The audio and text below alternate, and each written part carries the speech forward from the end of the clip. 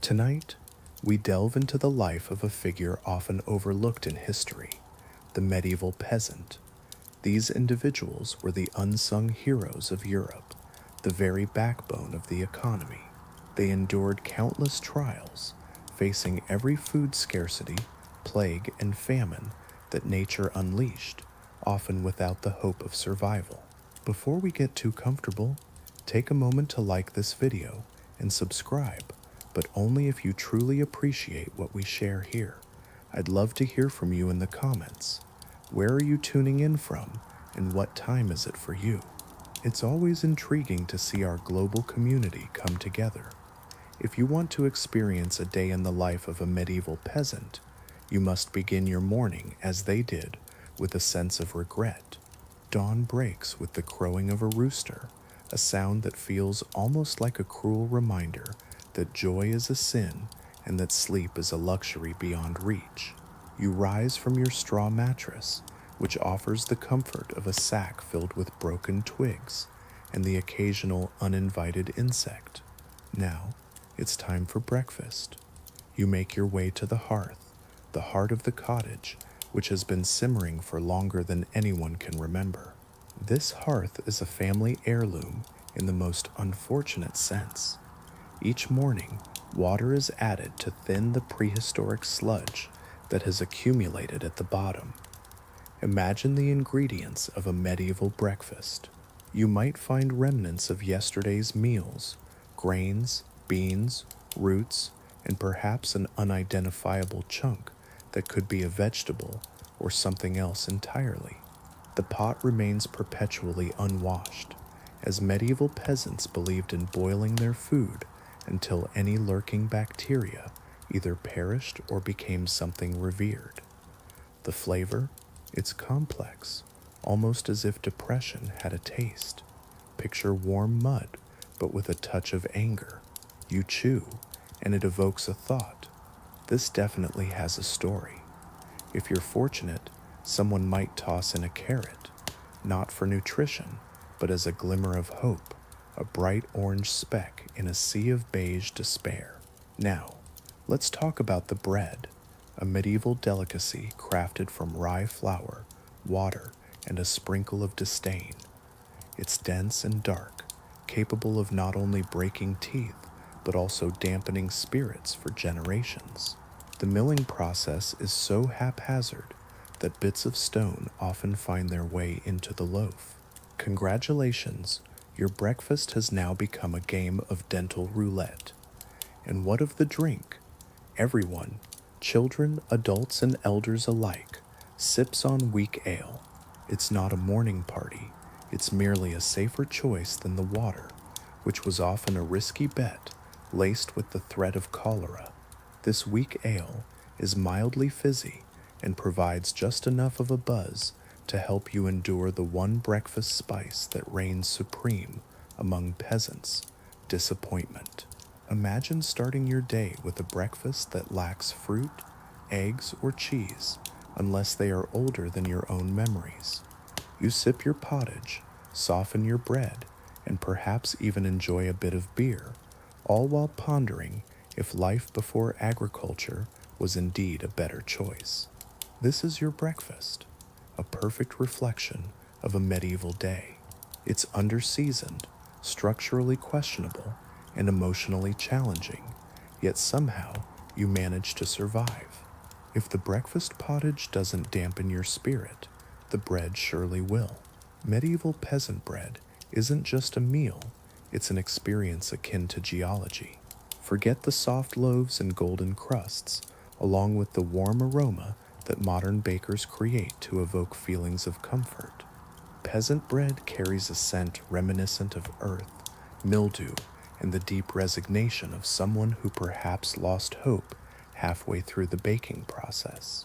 Now, let's explore the ingredients. Medieval peasants rarely had access to wheat unless it was accidentally dropped by the Lord. Instead, they relied on rye, the hardy, bitter, and somewhat resentful cousin of wheat. In lean years, this rye was often stretched by incorporating ingredients that should never find their way into bread. Imagine ground beans, acorns, tree bark, wild grasses, and whatever plant appeared least poisonous that day. And then there's millstone grit, the secret seasoning of the medieval kitchen that nobody asked for. The grain was ground between stone wheels, which would shed tiny pieces of rock into the flour. This gritty addition was an unwelcome surprise that shaped the reality of their daily bread. Imagine a loaf of bread from medieval times, a formidable creation designed to wear down your teeth until they resemble chalky stubs. Archaeologists often uncover skeletons from this era, revealing tooth enamel eroded like smooth pebbles in a river. Yes, that was the result of breakfast. This is why medieval peasants rarely visited dentists. Their bread served as the dental procedure itself. Now, let's consider texture. Picture a loaf so dense it could serve as a shield in a tavern brawl. Bread wasn't simply sliced, it was a matter of negotiation. Some peasants softened their bread in ale, while others soaked it in pottage. A few daring souls attempted to bite into it dry, leaving their dental legacy embedded in the crust. The wealthy enjoyed fluffy white bread, while the poor had to settle for maslin, a disheartening mix of rye and whatever remnants the miller swept off the floor. Maslin bread didn't allow for choice. It chose you. If you were particularly unfortunate, the rye could become infected with ergot, a glowing black fungus known to induce convulsions, hallucinations, and the unsettling sensation that Satan was trying to tap dance in your head. Entire villages sometimes experience this together, resembling the medieval version of a rave, albeit with more screams than music. Yet, the most tragic aspect of this story is that bread was the primary food source for many. It was both a staple and a struggle, a reflection of the times. Imagine a time when a slice of bread was a luxury, and instead you received a brick or even several bricks every day. In this world, medieval peasants didn't dread starvation, they dreaded the act of chewing. If these peasants found any joy in their lives, albeit a rather loose interpretation of joy, it was in the form of beer for breakfast. This wasn't the carefree clinking of cans at dawn, but rather a necessity for survival. The water sources in their villages were often perilous. Rivers teemed with waste, wells were contaminated with bacteria, and rainwater barrels were breeding grounds for all sorts of unsavory creatures. To make their water safe, peasants boiled everything, and that boiling process eventually evolved into brewing. Thus, weak ale became the most reliable, if not the most appealing beverage for breakfast, a drink that was far less lethal than the alternatives. Now, don't picture medieval peasants getting tipsy at sunrise, exchanging profound thoughts across the fields. The alcohol content in weak ale was minimal, just enough to ensure safety, but not enough to inspire charisma. Its flavor resembled the faintest whisper of beer diluted in warm water. However, it was wet, it was safe, and it often helped mask the taste of their daily bread brick. Surprisingly, even children partook in this morning ritual. Yes, medieval toddlers were sipping on tiny tankards of ale before they could even pronounce their own names. In the medieval era, the understanding of handwriting and decision-making was quite limited. People during this time lacked basic knowledge of hydration and health. Brewing was a common practice, with each household operating its own microbrewery. This might sound charming, but it often meant using clay pots that didn't meet modern hygiene standards. Yeast was a mysterious element to them, often angered without understanding why. The quality of grains and water varied greatly, and discussing the latter might be best left unsaid. Yet, despite these challenges, the end product was usually a drinkable liquid that didn't lead to immediate illness. On feast days, ale was stronger, the good stuff that helped people forget the burdens of life. such as being bound to a landlord who saw bathing as witchcraft. However, there was also breakfast beer, the more responsible option. It was plain, watery, and had a hint of bread flavor. It served as a reminder that life could often feel like a long series of disappointments. In some regions, peasants even drank small beer, which was weaker than weak ale, essentially a barley-flavored sadness. Yet, it kept them hydrated and alive, providing just enough buzz to endure the grueling 14-hour workdays on the farm. So before coffee became a morning staple, before orange juice graced breakfast tables, medieval peasants would rise, stretch, and drink beer as if it were water. By mid-morning, you find that the medieval peasant has already been awake for 5 or 6 hours. They have plowed fields, fed animals, and hauled water, all while contemplating the choices made by their ancestors. At this point, it's the perfect moment for a snack, which in peasant terms means something edible that can easily be tucked away in a pocket. This isn't a full meal, it's whatever you could scavenge before the rooster finished crowing. Imagine this: there's no cheese platter, no trail mix, and certainly no fruit bowl sprinkled with a hint of optimism. Instead, your mid-morning snack typically consists of one of 3 options. First, there's the raw onion. Yes, just an onion, eaten like an apple.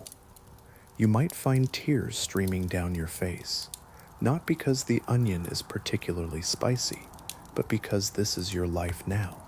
Medieval peasants often lived in a state of perpetual sorrow, masking their struggles with a facade of acceptance. Then there's a small lump of cheese, but not the kind you dream of. This is cheese that squeaks when you cut it, embodying the emotional weight of an abandoned boot.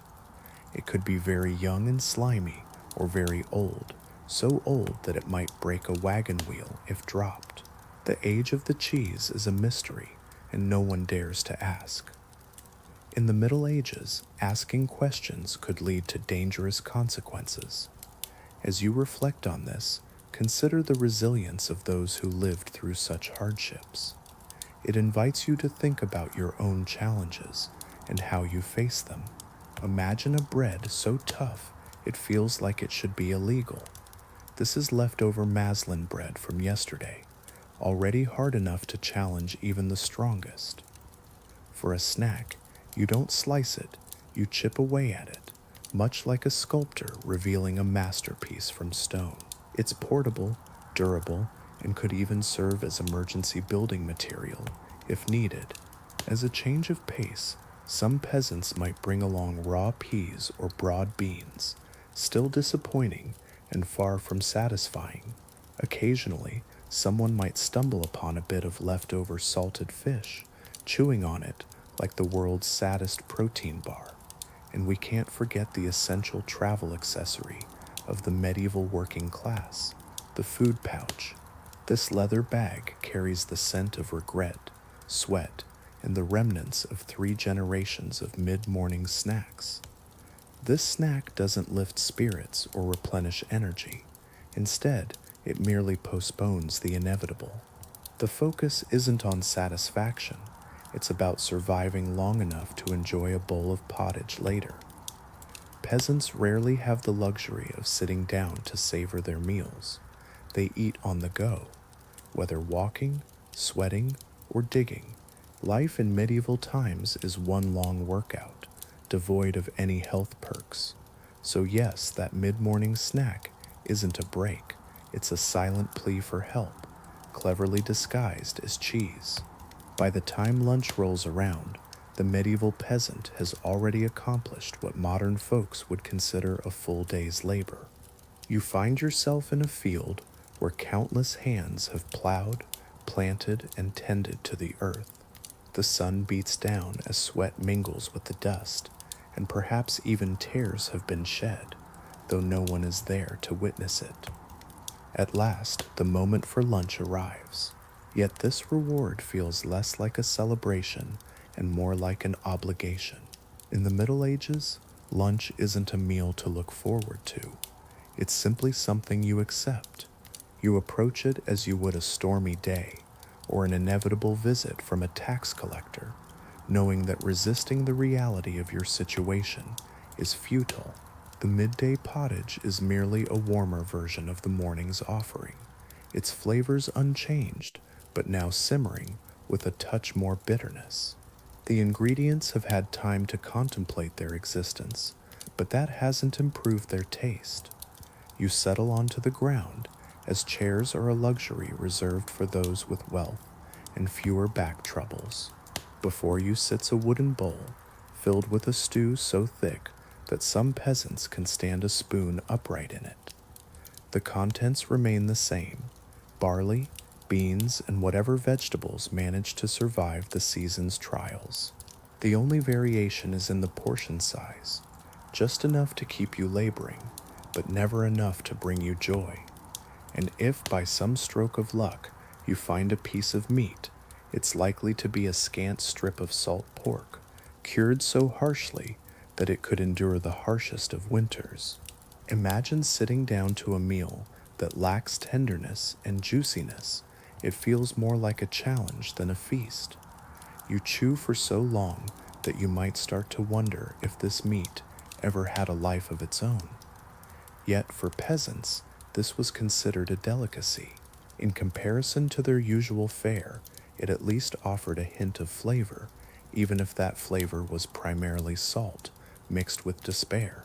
Occasionally, a piece of bread makes its way to the table, but by this time of day, it has hardened, resembling the thick crust of a medieval fortress. Dipping it into pottage provides some relief, but it's akin to soaking a brick in water. It doesn't change its fundamental nature. Lunch doesn't rejuvenate you or fill you with energy. Rather, it serves the bare necessity of keeping you upright in the fields, which is its only requirement. After your meal, you rise, your knees creaking like old church doors, and return to work, driven solely by determination and a digestive system accustomed to hardship. Living as a medieval peasant means existing at the mercy of the seasons, and those seasons can be unforgiving. Each one presents its own brand of culinary disappointment, a rotating selection of scarcity, wilted vegetables, and the ever-present worry that this year's harvest may simply give up, leaving you in despair. Summer, ideally, is the season of plenty. As you observe the world around you, crops flourish, animals thrive, and the sunlight breaks through, reminding you that life isn't solely shrouded in darkness. Yet, even in the height of summer, the humble diet of the peasants is far from regal. Their meals consist of peas, beans, leeks, and perhaps a cabbage, if the local pests haven't feasted on it first. Everything is fresh, yes, but fresh in a way that carries the earthy taste of being pulled from the soil just moments ago. Summer meals are vibrant and green, yet they often lack excitement. Still, at least there is food to sustain them. Then autumn arrives, a season that brings both joy and dread. Harvest time is upon them, and while it promises the most delightful meals of the year, it also demands grueling labor that leaves their backs aching. They gather root vegetables, fruits, nuts, and mushrooms, anything that nature has not concealed too cleverly. The challenge lies in storage. Peasants rely on salt, smoke, root cellars, or perhaps a bit of blind hope to preserve their bounty. Yet, as it turns out, hope alone cannot stave off mold. Many of the autumn treats are merely summer's remnants, now resigned to their fate. Winter, however, proves to be the true adversary of the medieval diet. When the frost descends, meals transform into a series of survival strategies. Salted fish, salted pork, and indeed everything becomes a necessity. If it isn't salted, it simply isn't safe. The winter vegetables, like turnips, hold a flavor reminiscent of despair. While onions become more than a food, They serve as makeshift weapons in the struggle for sustenance. In this cycle of seasons, each moment holds a lesson in resilience, reminding you of the delicate balance between nature's bounty and the harsh realities of survival. Would you like to explore more about this fascinating journey through the seasons? As you listen, imagine the stark reality of life in a medieval village. Bread becomes stale, and pottage thins to a mere shadow of a meal. Hope dwindles, and while there are feast days, one day of roasted meat hardly compensates for the relentless 90 days of culinary despair. Spring arrives, often referred to as the hungry season. The food supplies from winter are nearly depleted, and the new crops are not yet ready to harvest. The animals remain painfully thin, their conditions a reflection of the harshness of the season. In this time, peasants resort to eating weeds, not the trendy foraged greens you might find today, but the common weeds that spring up first. Their seasonal menu is dictated not by choice or preference, but by the specter of famine, the bite of frost, and the ongoing struggle against nature, a battle that nature often wins. The image of a medieval peasant's vegetable garden is far from the picturesque scenes we might envision today. There are no raised beds, no heirloom tomatoes, and no charming basil plants in decorative pots. Instead, this garden is a battleground, a desperate fight for survival, where the plants are chosen not for their flavor, but for their resilience in the face of suffering. In this small fenced patch of soil, each vegetable represents a struggle, a testament to endurance. And warrants wanting theta wears from their fail. As you reflect on this, consider the resilience required to cultivate life in such challenging conditions. Perhaps it invites you to think about your own relationship with food and nature. Imagine stepping back into the medieval world where vegetables were anything but picky. They thrived in poor soil and under harsh conditions, and their flavors reflected that reality. In this garden of survival, the turnip reigned supreme, not because anyone truly enjoyed it, but because it was nearly indestructible. Drought? The turnip endured. Frost? It withstood that too, perhaps even after a good whack. These vegetables were like the cockroaches of the garden, surviving against all odds. Next in line were leeks, the medieval equivalent of seasoning, though they often tasted like sadness steeped in onion.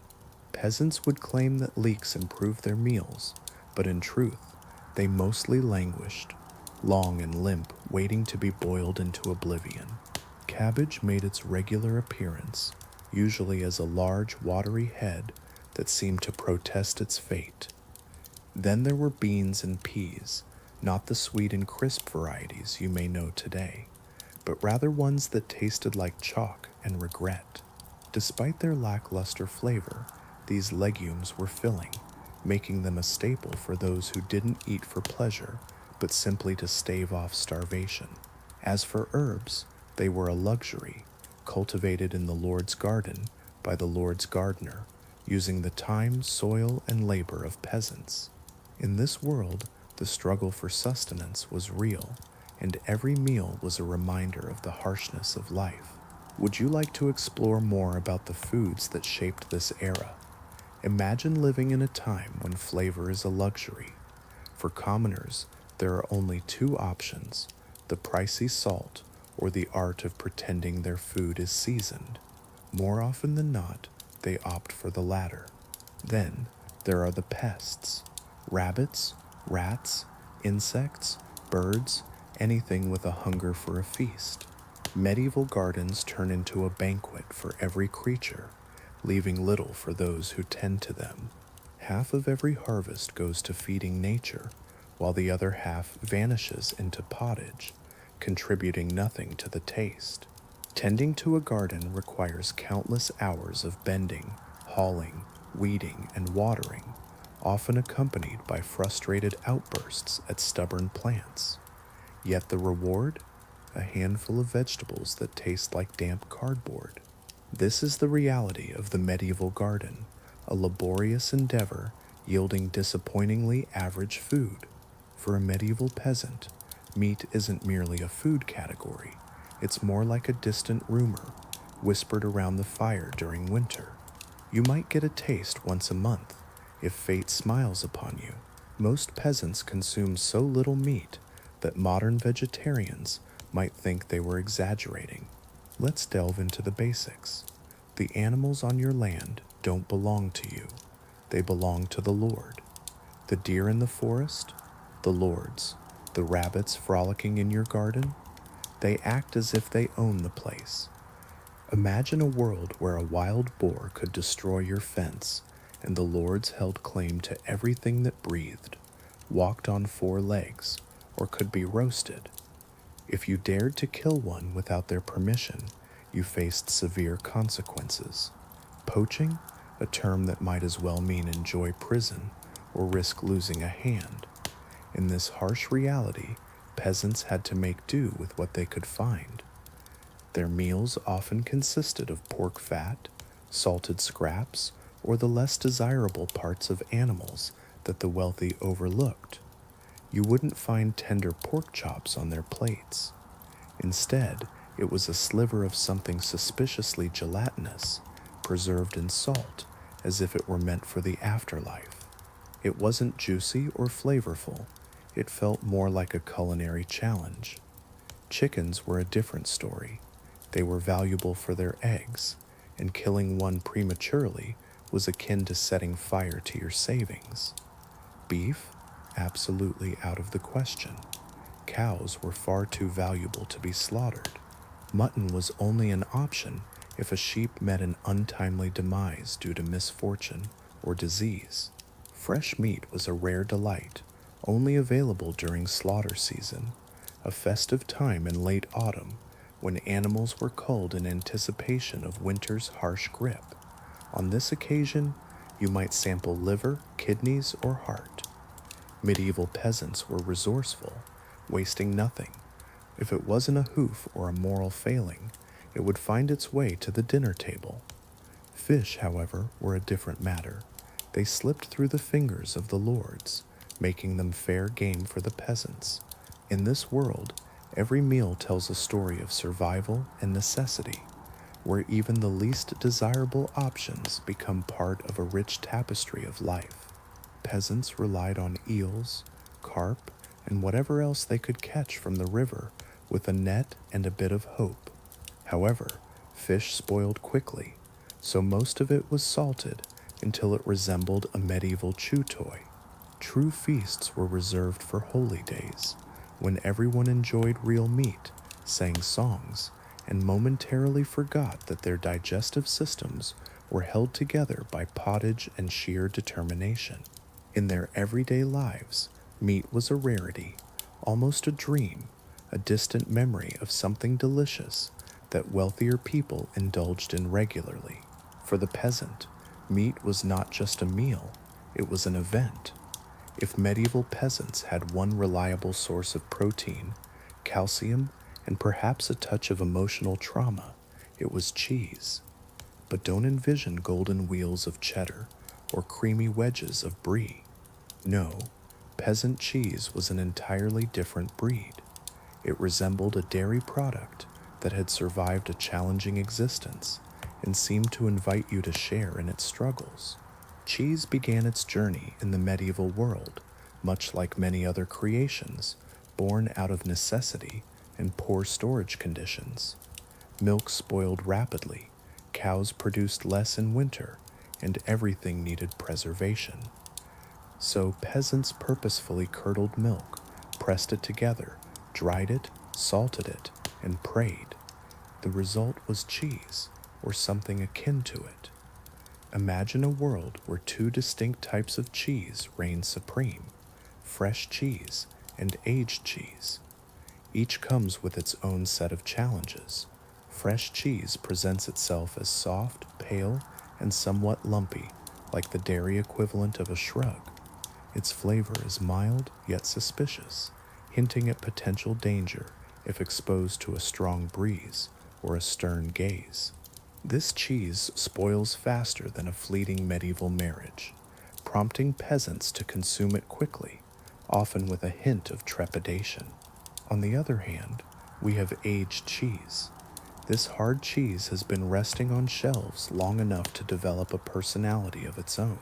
The wheels are dense and sharp, capable of withstanding a close-range arrow. If dropped, they might dent a table, and if thrown, they could settle disputes. Some historians suggest that ancient peasants survived harsh winters, not just because of their hearty meals, but because their cheese served as a form of edible armor. Yet, texture is just one of the many concerns. Cleanliness in cheese making varied considerably. Milk pails weren't sterilized, they were merely wiped down. Curing vats received a quick rinse, and molds grew wherever they pleased. Occasionally, cheese developed such a strong character that peasants would simply cut away the parts that seemed to have come to life. Despite these quirks, cheese remained a staple of their diet. It was portable, filling, and far easier to chew than bread, a miracle for those who relied on it for sustenance. Imagine a chunk of cheese by your side as you venture into the fields. It's sturdy enough to last through a long workday and might even endure a minor apocalypse. Some fortunate families made whey soup, which, to be honest, sounds as unappetizing as it is. This leftover liquid from cheese making, warmed and salted, was consumed with the resignation of someone accepting their fate. Yet cheese was revered, it held great value, it kept you alive, and most importantly, it rarely fought back. When gardens failed, when animals weren't yours, and when the cottage felt like a place of recycled despair, peasants turned to foraging. This medieval practice involved walking into the woods and hoping that nothing harmful would greet you. Foraging was vital, yet it was fraught with danger and unpredictability. Nature had its own agenda, often indifferent to your hunger. Every year, peasants roamed through forests, hedgerows, and riverbanks, searching for anything edible, or at least something that might resemble food, if you squinted just right. The most common discoveries were berries, but not the sweet varieties we enjoy today. Medieval berries were smaller, sour, and often seemed suspicious. You would gather handfuls, staining your fingers purple as if you were at a crime scene, all the while hoping they didn't harbor worms. As you reflect on this, consider the resilience of those who faced such challenges. The lessons from their lives can inspire you today. So, take a moment to think about what you might find in your own metaphorical woods. Wouldn't it be fascinating to explore? Imagine a time when foraging was a way of life, and every find held both promise and peril. Peasants often viewed a stray hound as a welcome addition to their meals, a reminder of the stark realities of medieval nutrition. Nuts, particularly hazelnuts and walnuts, were treasures worth their weight in gold. Not only were they enjoyed as food, but they also served as currency for trade and could even be used to playfully toss at an unsuspecting cousin. Gathering these nuts was no simple task. It was a fierce competition. You weren't just up against hunger, you were in a battle with squirrels who were as determined as you to claim these precious morsels. Herbs were another staple of the forager's haul, though many peasants had little knowledge of their properties. Some leaves enhanced the flavor of pottage, while others could send you on an unintended spiritual journey. The understanding of herbs was often a game of chance, with potential consequences that could be dire. Then, there were mushrooms, the ultimate gamble of the medieval world. Some could nourish you, while others could lead to your demise. The skill of identifying mushrooms was a tradition passed down through families, yet memory can falter. It wasn't uncommon for someone to confidently assure others that a particular mushroom was safe, only for the village to find itself in a colorful and surreal state a few hours later. Roots like wild garlic and bok were also sought after, but the process of digging them up resembled a low-budget archaeological dig. You would scrape through the dirt with whatever tool was still functional, hoping that what you unearthed was a viable food source and not just a rock masquerading as one. Take a moment to reflect on these vivid stories of survival and the intricate dance between knowledge and chance in the quest for food. Would you dare to explore this world of foraging? Foraging is not merely about finding food, it's a matter of survival. In some years, it sustains entire communities, while in others, it can decimate populations when a rogue fungus, berry, or mushroom decides to wreak havoc. Yet, despite these risks, peasants persist in their foraging. They crawl through thickets, evade wild animals, and consume whatever the forest reluctantly provides. In the life of a medieval peasant, hunger is not just a feeling, it's a constant reality. Dinner in this world is far from a joyous occasion. It is not a celebration or a source of comfort. Instead, it's simply another serving of pottage, a sequel no one wanted, but everyone dreads. And yet here it is again, bubbling away, greeting you like an overly familiar acquaintance who doesn't take the hint to leave. By evening, the pottage has transformed, having simmered all day.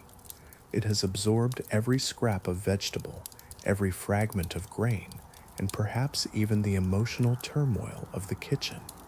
The texture is now thick, resembling a medieval concrete mix, while the flavor is a curious contradiction, both stronger and weaker at once. It's a culinary paradox, dense yet watery, bland yet overwhelming, edible yet somehow emotionally draining. You find yourself seated at a table that is really just a wooden plank, pretending to be furniture. Your bowl is crafted from a single piece of wood, perhaps still carrying a hint of its origins. Each person receives a ladle of pottage, though that term feels generous. It's more like a clump is scooped from the pot, and you hope it lands in your bowl without too much fuss. The ingredients change from day to day. Some days it's heavy with barley, other days it leans toward turnips. Occasionally it simply disappoints. The vegetables have been boiled to the point of losing their texture, color, and even their identity. Everything merges into a beige slurry, a confusing blend of what was once individual food. If there happens to be any bread left, and that's a big if, you dip it into the pottage, hoping to soften it enough to spare your teeth. For a brief moment, this feels like a treat, but then the bread dissolves into the stew, and the illusion fades away. Meat in the pottage is a rare delight, perhaps a hint of pork fat, or a bone that has been boiled so many times that its ancestors would be weary. Yet, finding a bone in the pot is thrilling. It signifies that the stew has once contained meat, and that alone can lift spirits. Dinner unfolds in silence, not because it's serene, but because conversation seems like a waste of energy. The only sounds are the scraping of spoons and the distant creaking of someone shifting on a stool that has witnessed centuries. When the bowls are empty, you don't feel satisfied, you simply feel a bit less hollow. Dinner doesn't truly satisfy hunger, it merely strikes a deal with it. Yet it serves as fuel, and tomorrow will demand more pottage, more chewing, more survival, much like the medieval dining experience. In the life of a medieval peasant, there was a sacred and deeply cherished event known as the feast day. This wasn't a frequent occurrence, but it was the rare moment in the year when a peasant could experience something akin to happiness. Feast resembled a blend of medieval holidays and buffets, though instead of casinos or beaches, the setting was a churchyard with a dirt floor. Typically, these feasts were linked to religious celebrations, as the church dictated the rhythm of life, including when joy was permitted. Peasants took these opportunities seriously. They would arrive early, donning their cleanest tunic, the one with only 8 holes instead of 15. A feast meant one significant thing: actual food. And on feast days, tables overflowed with items that peasants usually only dreamed of while gnawing on stale bread. There was meat, real chunks of it, not just salted slivers or bone fragments. Imagine a scene where pork roasts over an open fire, glistening with fat, reminiscent of a medieval feast. Chickens, generously stuffed with herbs, fill the air with their savory aroma. For peasants, such delicacies are a rare glimpse into the Lord's kitchen. Thick slices of beef are carved and shared as if they hold divine significance. And then there are the pies, savory pastries brimming with meat and vegetables, infused with a sense of hope. Each bite is rich and warm, enveloping you in a comforting scent that feels almost foreign to those who labor daily. Sweet treats follow: honey cakes, fruit tarts, and puddings crafted from ingredients so luxurious they seem almost sinful.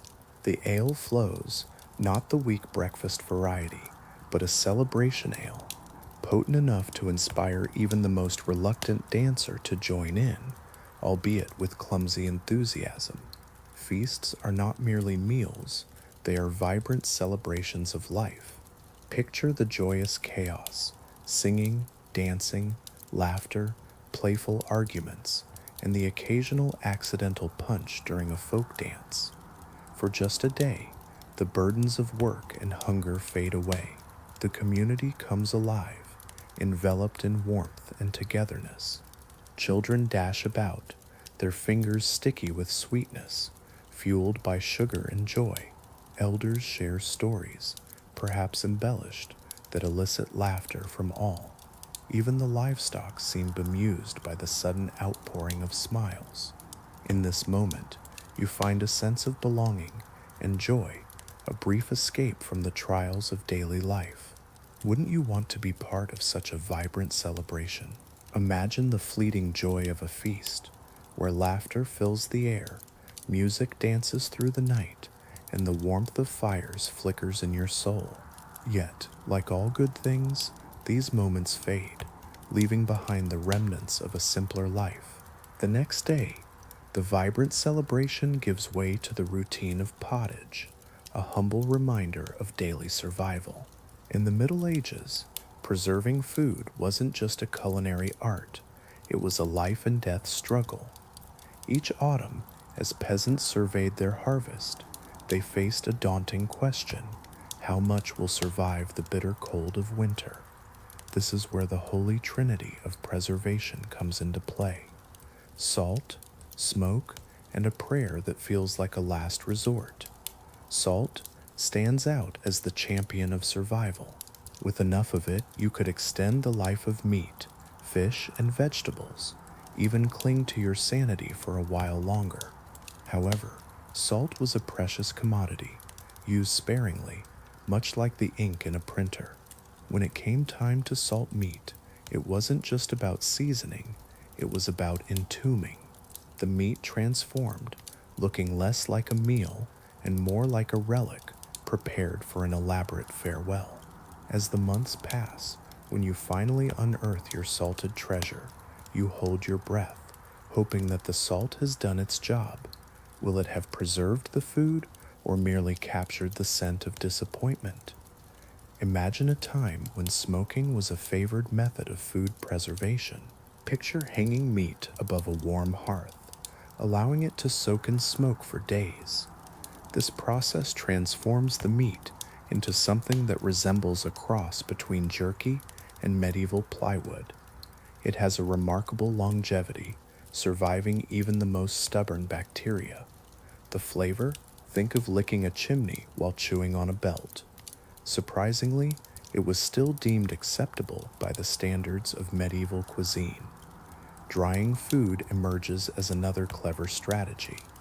Apples, beans, peas, Anything that wouldn't scurry away was sliced, spread out, and left to wither under the sun.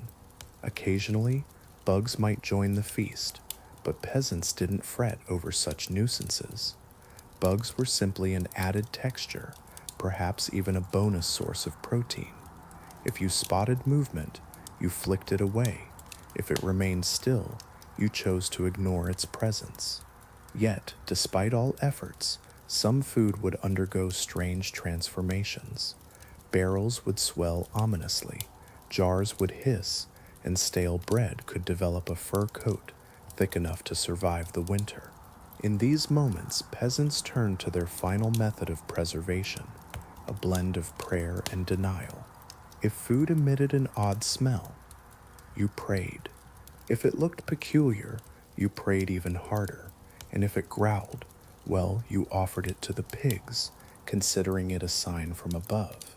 Ultimately, in the world of medieval food preservation, taste was never the primary concern. Imagine a time when survival hangs by a delicate thread. If your winter meals carry the flavor of salted smoke and a sense of existential dread, you've done well in preserving them.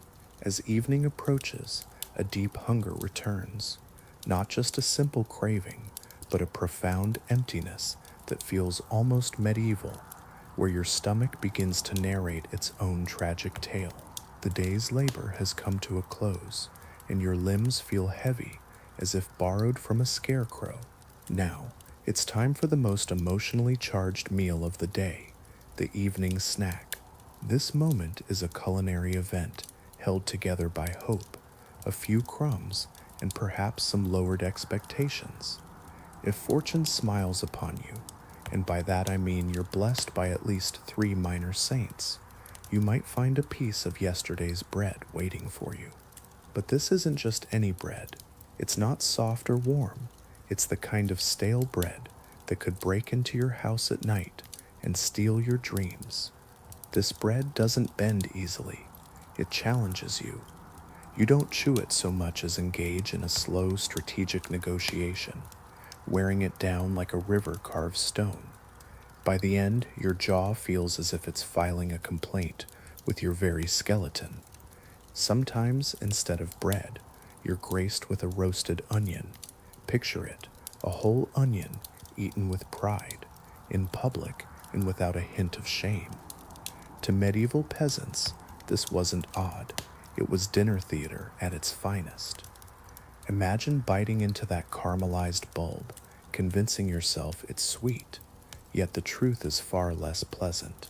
It tastes of hardship, with a faintly warmer aftertaste.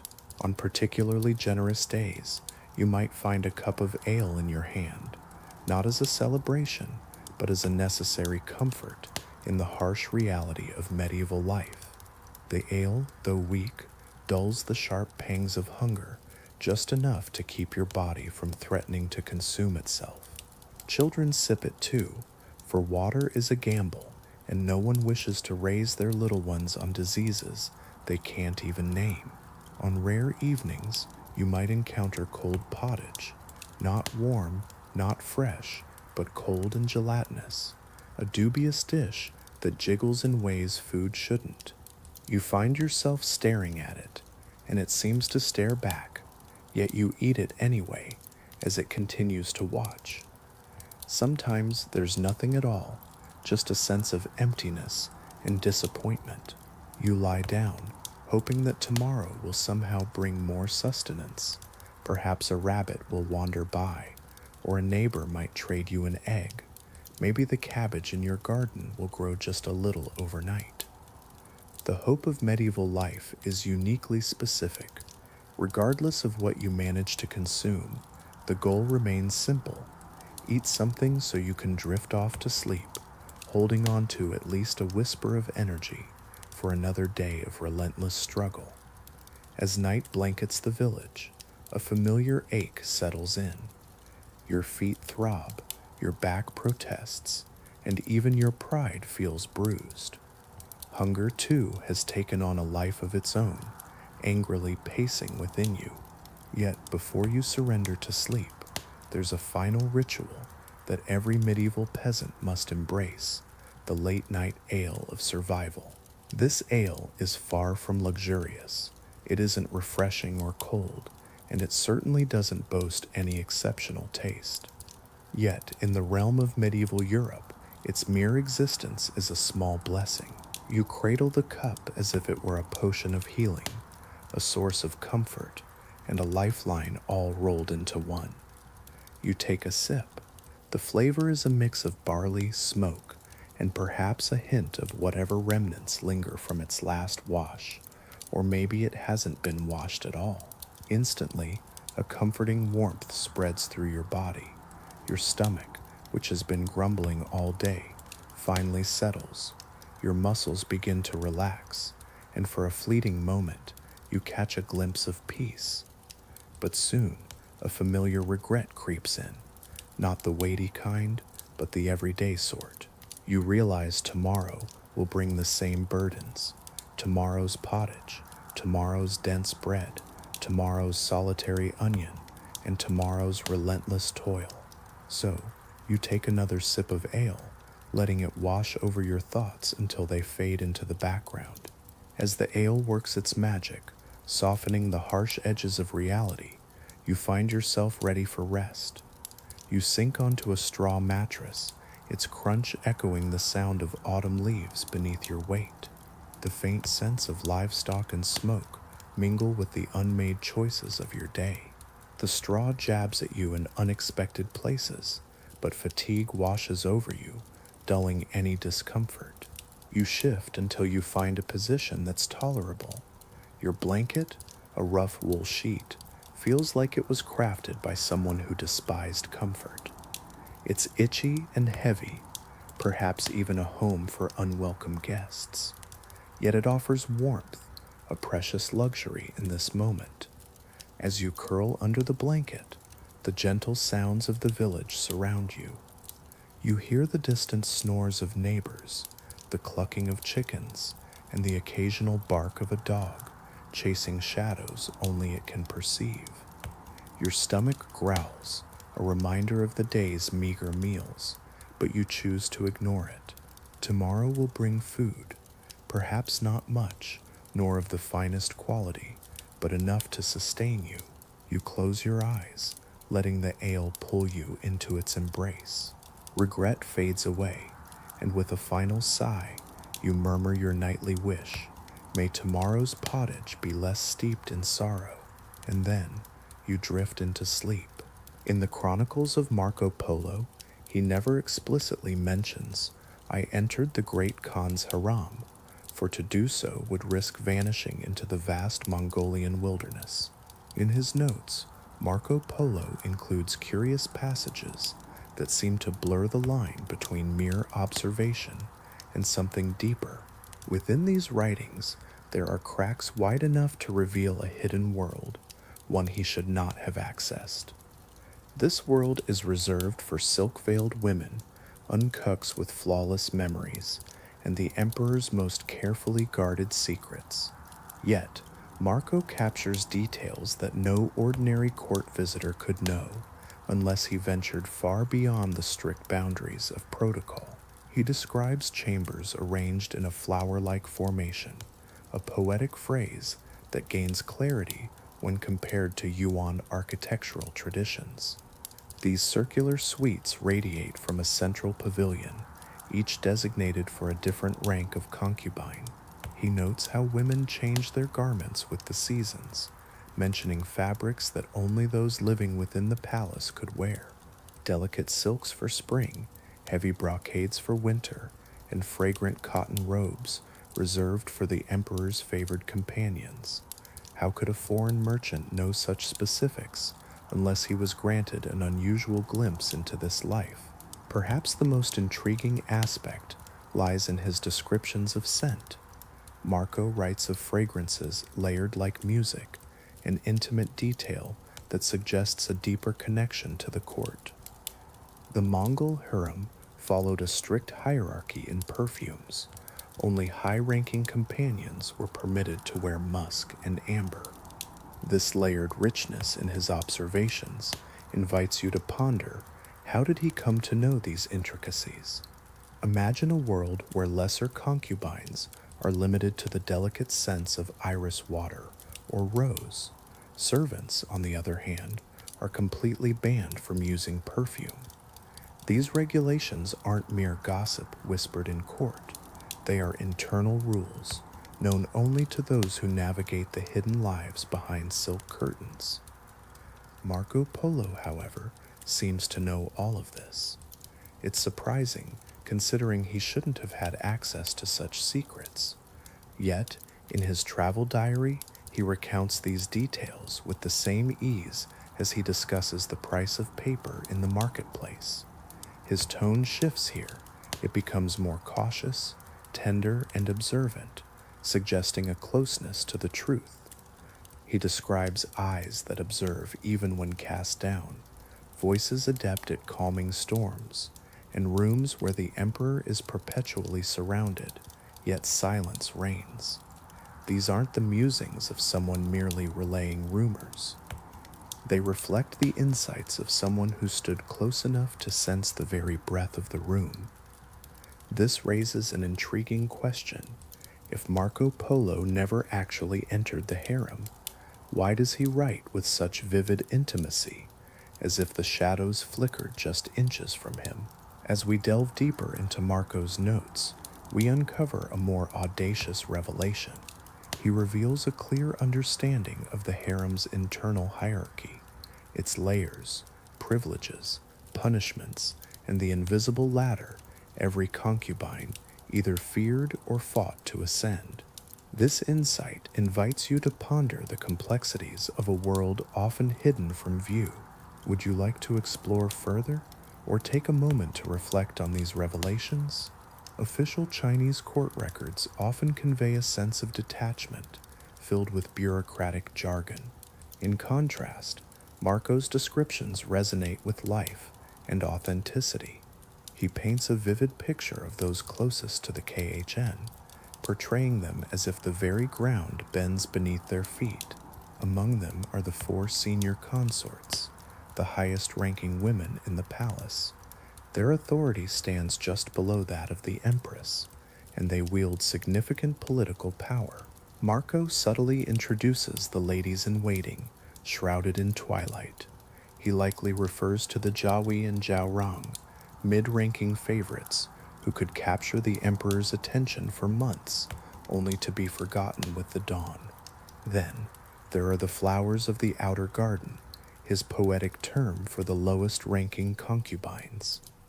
These young women, taken from conquered lands or offered as tribute, belong to powerful families seeking imperial favor. Their existence is a delicate balance of luxury and fear. They reside in silk, yet navigate their lives in trepidation. One misstep, a fleeting glance, or a whispered secret overheard could shatter their aspirations before they even begin. Marco also hints at the existence of informal hierarchies, the unspoken rules of the harem. These norms were not dictated by the emperor, but were established by the women themselves. Senior concubines had control over perfume allocations, selected dancers for festivals, and wielded the power to determine who was deemed worthy to serve the KHN personally. Imagine a woman overlooked and never rising to prominence. In this world, the dynamics of affection take on a peculiar form. High-ranking concubines are adorned with bolts of gold-threaded silk and jars of rare Tibetan musk, while others receive more modest gifts, like hairpins, fans, or small mirrors, tokens meant to maintain order rather than express true affection. The emperor's attention serves as a form of currency, creating an emotional stock market where fortunes can shift dramatically overnight. Consider Marco Polo's bold statement. Even silence has rank among them. This insight reveals that he has witnessed the inner workings of the harem, the whispers, glances, and rituals that define its existence. Whether he stepped through those guarded doors, or simply lingered close enough to absorb what others overlooked, His observations leave no room for doubt. The harem transcends mere physical space. It functions as a theater of power where desire is intricately structured, regulated, and even weaponized. Among his most intriguing insights, Polo notes the significance of scent. It's not the clothing or jewels that carry weight, but rather the perfumes that envelop the women. This detail suggests he was intimately connected to the harem world, far more than any foreigner was meant to be. In the Yuan imperial court, perfume was not merely a luxury, it was a language, a system of ranking, and a powerful tool. As you reflect on these dynamics, consider how power and desire intertwine in ways that shape human relationships. Wouldn't you agree that the unspoken often speaks volumes? Marco paints a vivid picture with his words, capturing the essence of a woman's presence even before she steps into a room. He notes that her arrival is often heralded by a distinct fragrance, a reflection of a social hierarchy that dictated who could wear what. The high-ranking consorts enjoyed rich, lingering scents that announced their approach. Fragrances like Tibetan musk, ambergris from the Indian Ocean, and the rare resin known as dragon's brain were reserved for the emperor's favorites. These powerful aromas didn't just fill a space, they commanded it. As Marco continues, he describes other scents that evoke the freshness of spring or the rejuvenating feel of dawn after rain. This is his subtle way of illustrating the middle ranks, who had access to lighter perfumes like iris water, osmanthus oil, and gentle hints of clove or sweet flag. These fragrances whispered of desirability without overwhelming, marking their wearers as appealing but not assertive. Marco's keen observations reveal his deep understanding of these nuances. Yet the most striking insight comes from his notes on the lowest ranks. He writes, "Many wear no scent at all, for to carry fragrance without right is to borrow a crown without permission." This statement highlights an unyielding rule, the importance of fragrance as a symbol of status and respect. In this intriguing glimpse into the world of the harem, we discover that the women of lower ranks were strictly prohibited from wearing strong perfumes. Their bodies were cleansed with unscented rice water, and their clothing carried only the faint scent of cedarwood chests where they were kept. To wear a fragrance that exceeded one's rank was a serious offense, suggesting ambition, deceit, or inappropriate seduction. Marco Polo's observations take an even more engaging turn as he notes the seasonal scents that filled the air. He describes the warming fragrances of winter, like cinnamon and musk, and the refreshing aromas of summer, such as sandalwood and lotus. This seasonal rotation reflects the intricate world of the harem, where every scent had its purpose and meaning. What's particularly striking is Marco's comment that some scents cling to the skin long after the woman has gone. This insight reveals a depth of understanding that goes beyond mere observation. It suggests an intimacy and familiarity that a simple traveler would not possess. As he documents these rituals, Marco's tone shifts to one of caution.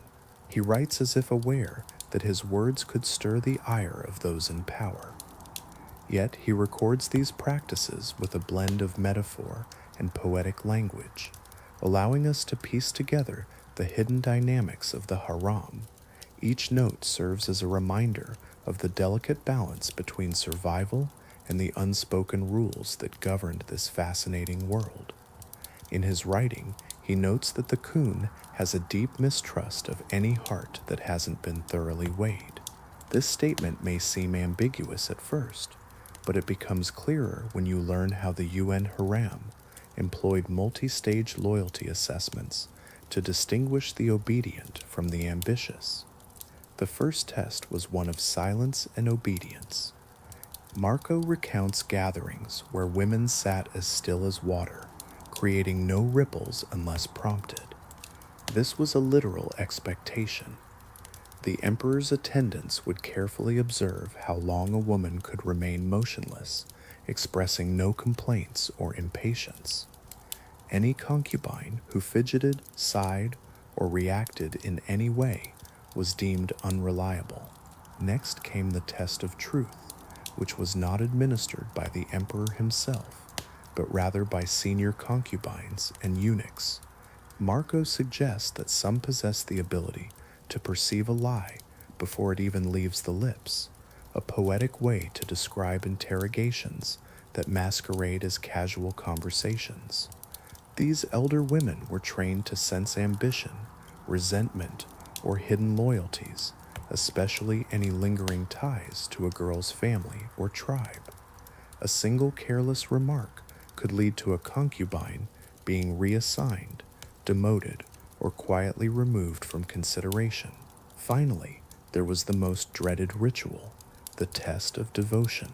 Marco refers to it as a night where the moon observes more than the flickering candles, hinting at a ceremony where personal behavior was scrutinized with almost spiritual gravity. As you delve into the world of the chosen concubines, imagine the attendants watching closely. They observe how these women prepare for potential summons, noting the way they dress, the assistance they offer one another, and the whispers exchanged when they believe no authority is listening. In this realm, a woman who shows envy, vanity, or cruelty is quickly cast aside. The emperor seeks loyalty, not the intrigue of hidden agendas. Marco Polo's most unsettling observation hints at a test rarely spoken of, except in furtive glances. Scholars suggest he refers to the loyalty of the body, a crucial measure ensuring that a concubine has no lovers, no secret attachments, and no risk of bearing a child not fathered by the KHN. This loyalty is enforced through rigorous medical examinations, supervised washing, and controlled movement within the palace walls, all designed to guarantee absolute exclusivity. These rituals are not just mere tests, they act as filters, transforming a harem of hundreds into a trusted inner circle. Marco writes with a tone that reveals he did not merely hear rumors. He sensed the anxiety hanging in the air and the tension behind every graceful gesture. No outsider can describe fear with such precision unless they have walked alongside it. If the concubines are the hidden stars of the harem, the eunuchs serve as its gravity, quiet, constant, unseen, yet inescapable. Marco's notes sharpen when he speaks of them, as if he recognizes that these men, part servants and part spies, are the true enforcers of the emperor's private world. As you reflect on this intricate web of intrigue, consider the layers of loyalty and fear that shape these lives. His descriptions are strikingly meticulous, filled with a deep respect and a hint of trepidation. He portrays men who glide like shadows, yet bear the immense burden of the sun. This poetic yet precise depiction captures their complex role perfectly. The eunuchs, devoid of families, heirs, or clans to defend, appear incorruptible in the emperor's eyes. They exist entirely within the palace's ecosystem, their every breath tied to the throne.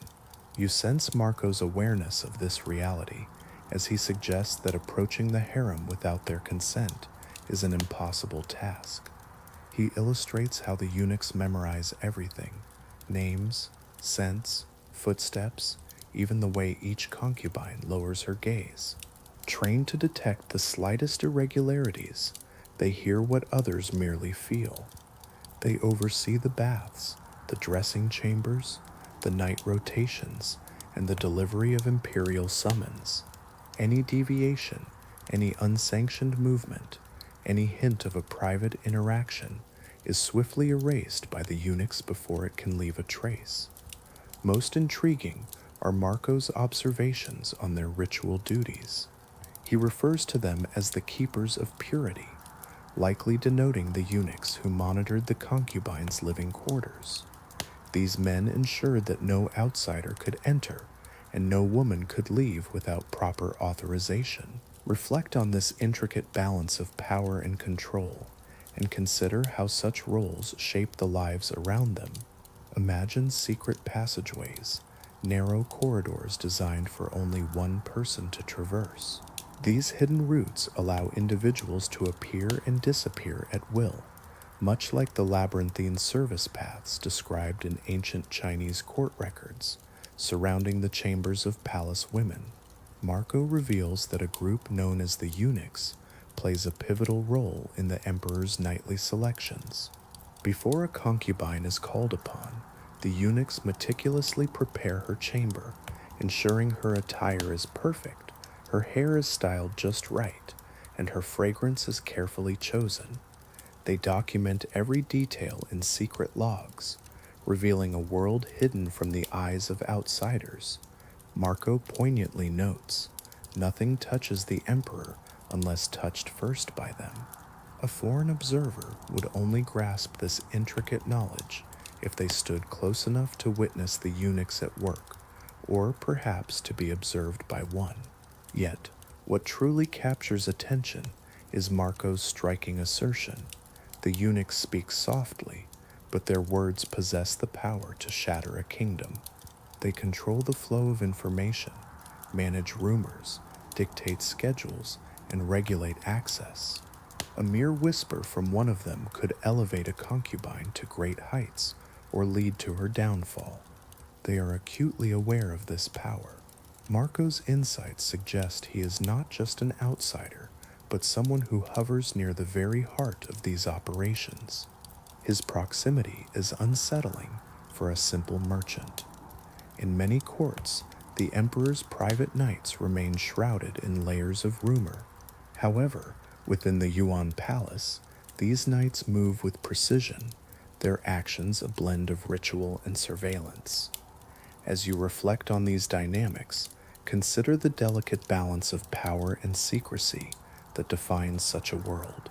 Would you dare to step closer, or would you prefer to observe from a distance? Marco Polo's writings capture a world steeped in intrigue, revealing moments that seem almost forbidden. He describes the hours when the palace takes on a different breath, suggesting that he witnessed the preparations firsthand, or stood close enough to hear secrets that outsiders should never know. He explains that the emperor never makes a spur-of-the-moment choice when selecting a concubine. Instead, this decision is orchestrated hours in advance by a complex network of eunuchs, attendants, and senior consorts. Marco illustrates the emperor's desire as a river shaped and guided by many hands. This hints at a web of politics, alliances, and intricate hierarchies that influence the nightly summons just as much as the emperor's own whims. The ritual begins with purification. Marco describes the concubines bathing in warm water, infused with the delicate scents of lotus and silkwood. Their skin is dried with cloths that carry a light fragrance, carefully chosen not to overwhelm the emperor. Their hair is braided in specific patterns, simple for those of lower rank, while the favorites sport elaborate styles, adorned with jade pins reserved for the highest consorts. A misplaced pin could signal jealousy or ambition, a subtlety that Marco seems to grasp deeply, suggesting he was close to the action. After all, no translator would bother to relay such intricate details. He also notes the emperor's demand for calmness. Before a concubine is presented, a eunuch carefully examines her expression, ensuring it meets the emperor's expectations. This delicate balance of beauty and politics unfolds in the shadows of the palace, an intricate dance that Marco Polo captures with remarkable insight. You might feel a shiver of anticipation as you imagine the delicate dynamics of a world steeped in tradition. Picture a trembling lip, a nervous blink, or a heartbeat quickening. Any of these could lead to dismissal in the emperor's court. Marco Polo paints a vivid picture of faces not adorned with color, but with the discipline required of any woman entering the emperor's presence. The journey itself is a ceremonial affair. The concubine is carried, never allowed to walk, wrapped in a quilted blanket that symbolizes purity, ensuring her feet never touch the ground. Only the eunuchs, a group tasked with this solemn duty, can lift her, and even then, their eyes remain lowered. Marco notes this detail with a sense of fascination.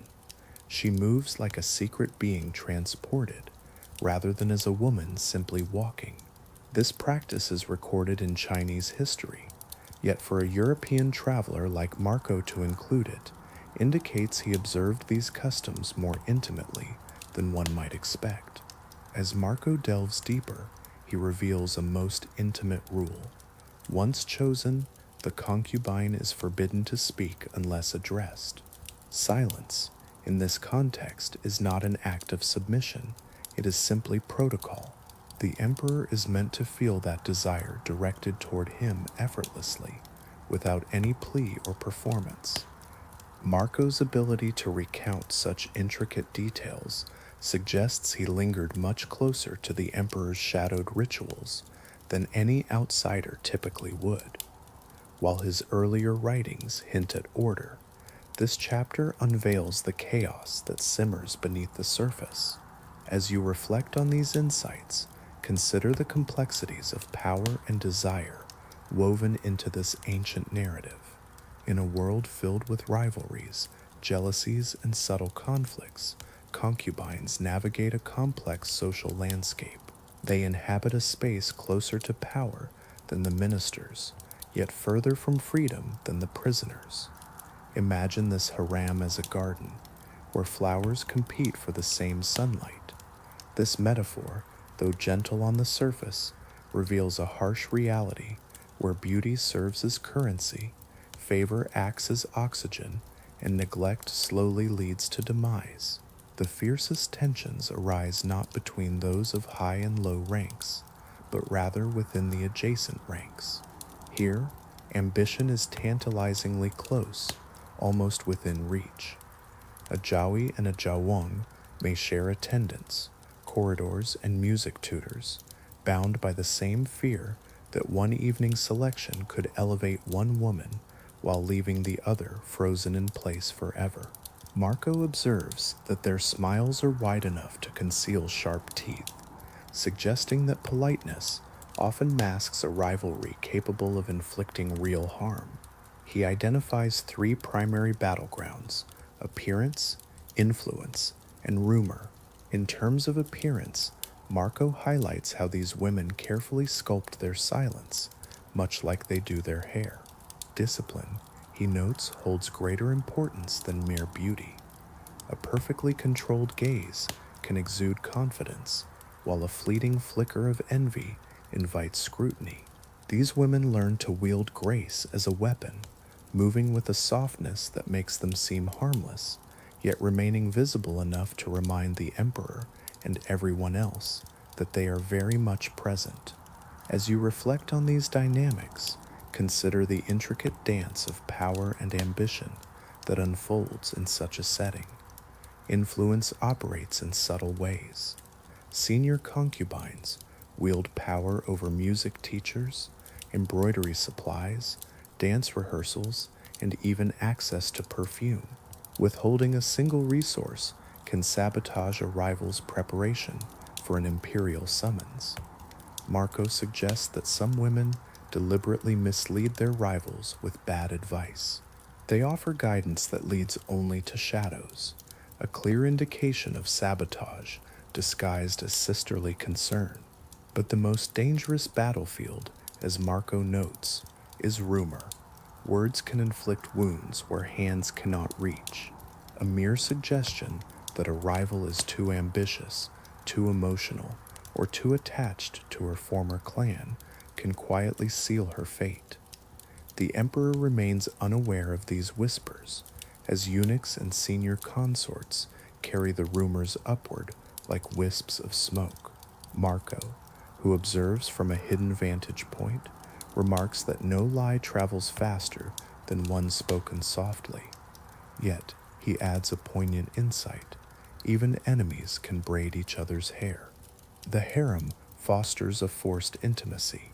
Rivals share rooms, meals, tutors, and rituals. They sing together in the evenings, practice dances in perfect synchrony, and kneel side by side during ceremonies. Their animosity must remain soft enough to conceal itself beneath layers of silk. Marco captures this paradox beautifully. Women are bound together, yet pitted against one another, all vying for the affection of a single man who will likely outlive most of them. In the world of the harem, rivalry creates a daily tension, but it is the whispers of rumor that become the most lethal weapon. Marco Polo's observations take on a sharp clarity here, as if he feels compelled to capture this truth with greater precision. Perhaps he witnessed the effects firsthand, or maybe someone within the palace confided in him, sharing secrets that lingered in the shadows. He writes, "In this place a word weighs more than a sword." In the Yuan Haram, this statement is more than just a metaphor. Rumors do not drift aimlessly. They are launched like arrows. A concubine seeking to undermine another does not act directly. Instead, she plants a seed of doubt through a eunuch, a lady-in-waiting, or a musician who weaves through the quarters. Marco notes that these messengers carry not just songs, but stories and secrets, circulating information as effortlessly as air flows through a room. What makes rumor so terrifying is its plausible deniability. No one knows where it begins, they only see where it ends. The most damaging accusation one could face is not disloyalty to the emperor, but to the very order of the harem. A mere whisper that a woman has spoken against another consort, resented a gift, or shed tears after a dismissal can be interpreted as a sign of instability. Marco observes that even sorrow can be perilous if it is witnessed by the wrong eyes. As you reflect on this intricate web of relationships and vulnerabilities, consider how easily trust can be shaken and how the power of words can shape destinies. Imagine a world where rumors wield power, shaping destinies in subtle yet profound ways. When a rival spreads a whisper, the consequences can be dire. A senior concubine might watch you closely, limiting your perfume or restricting your presence at gatherings. These small punishments create an atmosphere of guilt, casting shadows over your reputation.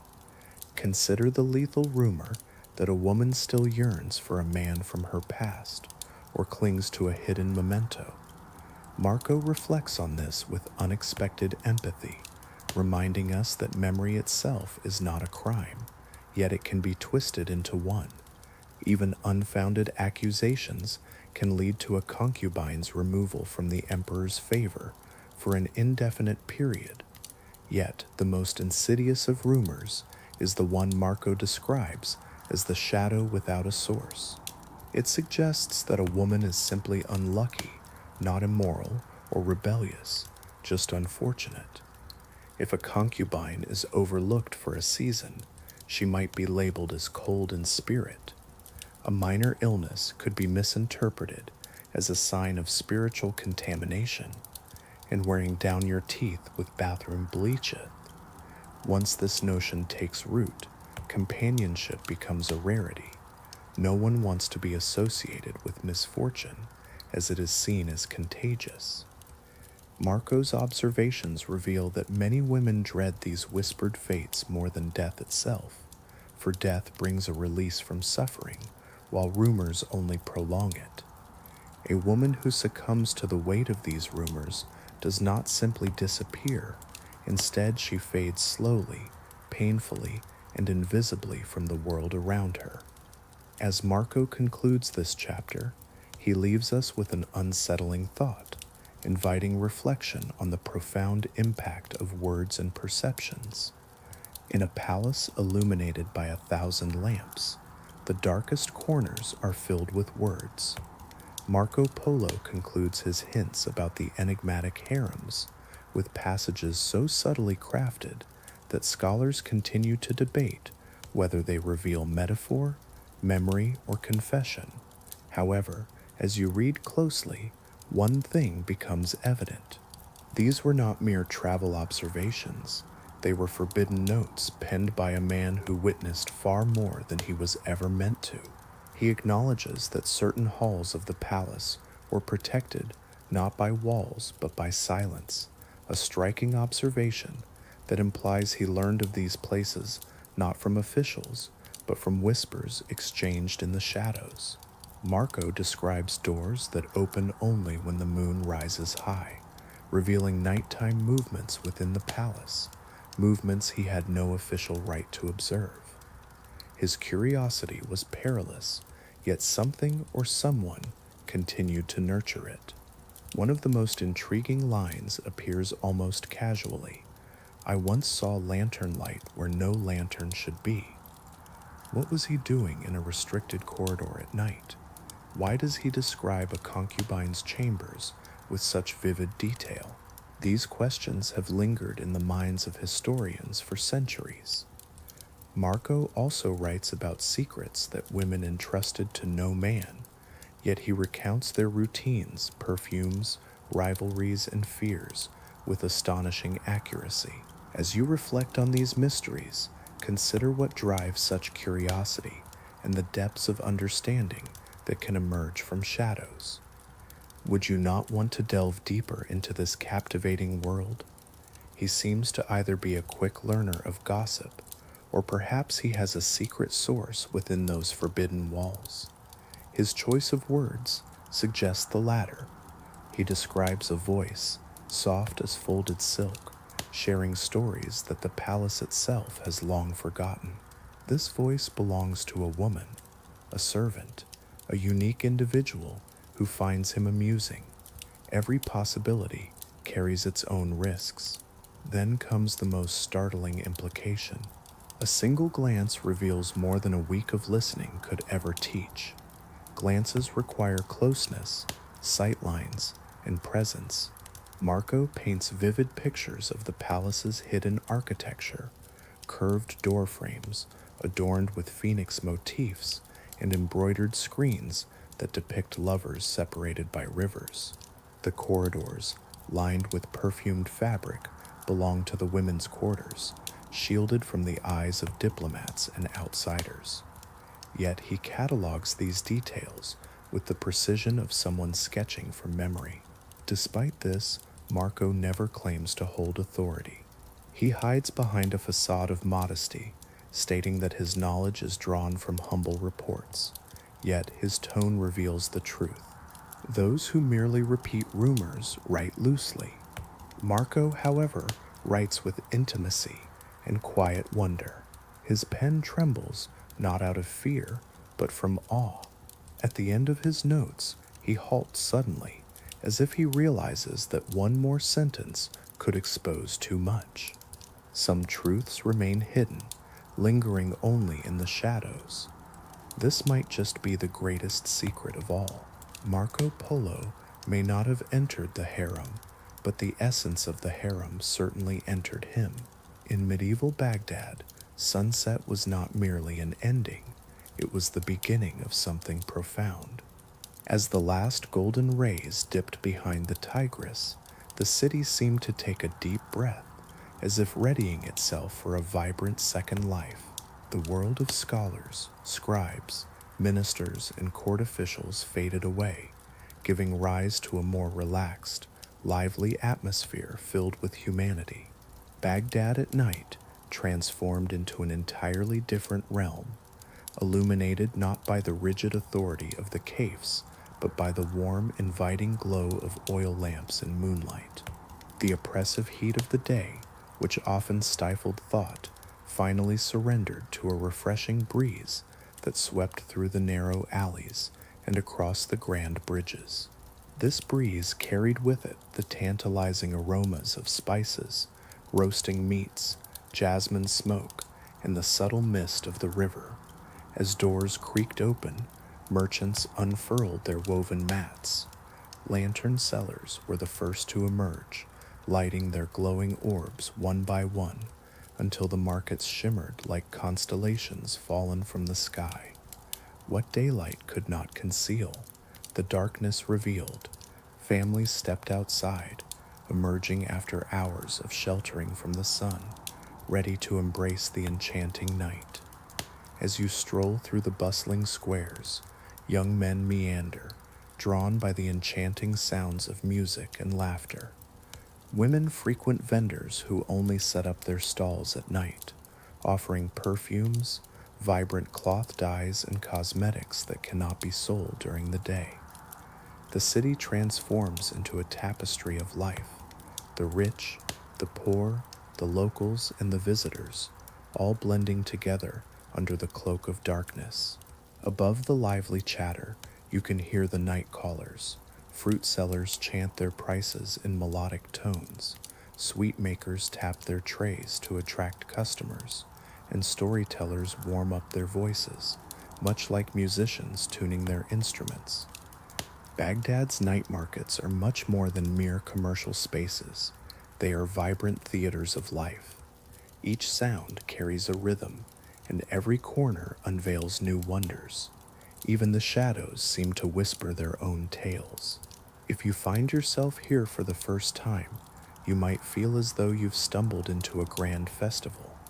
Yet, for the locals, this is simply the essence of everyday life. The true splendor of Baghdad unfolds after sundown. Scholars leaving the House of Wisdom drift into the bazaars, continuing their debates over cups of fragrant mint tea. Poets recite their verses aloud as they walk, while Sufi mystics, musicians, and artisans mingle with fishermen from the riverbanks and wealthy merchants returning from their journeys. In this vibrant world, every moment is alive with possibility. Wouldn't you want to experience the magic of Baghdad after dark? Night in Baghdad isn't a stillness, it's a moment of awakening. Just as the sun dips below the horizon, the city begins to stir, ready for the vibrancy of the night market. But first, it needs illumination. A quiet procession unfolds just after sundown, the lantern lighters. These individuals are as vital to the city's nightlife as the merchants and musicians who fill its streets. Marco Polo once described Baghdad as glowing, as if the stars had settled upon its avenues. He truly wasn't exaggerating. The lantern lighters traverse the bazaars with long poles, each tipped with a small flame. They touch each wick with a graceful precision, and watching them is akin to witnessing new constellations being born. The first lamps emerge, hanging from wooden beams and archways, casting warm halos that dance across the stone pathways. Others sway gently on chains in the evening breeze. Yet the true artistry lies in the colored glass lanterns, ruby red, emerald green, and amber gold, crafted by local artisans who blend science with poetry. When lit, these lanterns transform alleyways into glowing rivers of stained light, elevating even the simplest stall into a stage. Children trail behind the lantern lighters, enchanted like they are watching magicians at work. Their laughter fills the air as shadows playfully dance on the walls. In this moment, the night becomes alive, a tapestry woven with light and joy. As you listen, imagine the older residents quietly observing, recognizing this ceremony not as a mere event, but as a heartfelt promise. The market is alive, the night has begun, and the city is now revealed in its most enchanting form. By the time the last wick flickers to life, the landscape of Baghdad transforms completely. What was once warm clay, striped awnings, and dusty stones has turned into a luminous maze, inviting mystery. Lanterns cast their glow on hanging carpets, copper bowls, silk scarves, and pyramids of figs and dates. Even the river shimmers differently, reflecting hundreds of tiny flames as if responding to their light. Night guards take their positions, leaning on spears or curved sabers, yet even they seem softened by the warm glow. In this vibrant market, the night feels safer than many cities do during the day. The merchants invest heavily in nighttime security, believing that commerce under the moonlight signifies a thriving civilization. They confidently display their most delicate goods after dark: jewelry, silverwork, fine ceramics, ink and paper, rare herbs, and sometimes even books, freshly copied by scholars just hours earlier. The lanterns do more than illuminate the market. They create a sense of magic. In their gentle glow, secrets feel within reach. Take a moment to reflect on this enchanting scene. Would you like to explore more about the vibrant life after dark? As the evening unfolds, you can't help but feel that every deal is destined, and every passerby appears to be a character in a story waiting to be told.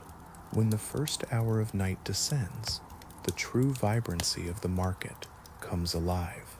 The lanterns illuminate Baghdad's night markets, casting a warm glow, while the spices infuse them with an enchanting spirit.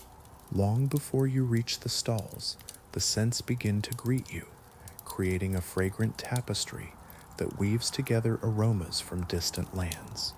It's as if you're inhaling a map of the Silk Road itself. Many travelers have described the first breath of the night market as intoxicating, a perfume so rich that it feels like stepping into another realm.